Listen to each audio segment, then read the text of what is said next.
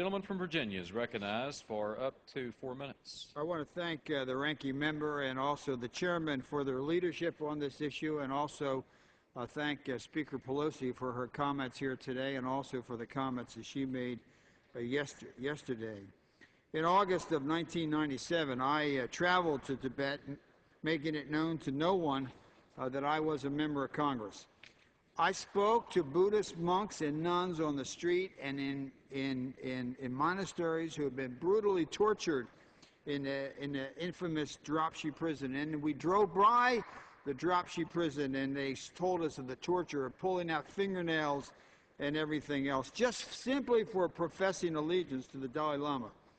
The Chinese government sends Tibetan children to China for education to learn Chinese ways. The Chinese government forbids faithful Buddhists from displaying pictures of the Dalai Lama. There was one person in a Buddhist monastery who showed me the picture and then put it away quickly. What the Chinese government is doing to Tibet is cultural genocide, and I hope the foreign minister who's in town today hears it. It is cultural genocide, systematically destroying the fabric of Tibetan society.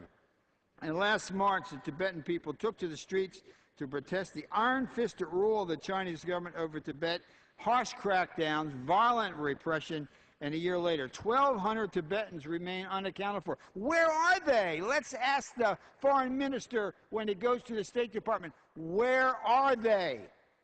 For over a decade, the United States has asked China for a consulate in Lhasa, a capital of Tibet, and for over a decade, China has refused, and yet we continue to allow the Chinese government to build new consulates across the United States. We should not allow China to build any new consulates in the United States until China allows the U.S. to build a consulate in Lhasa, period, end the story.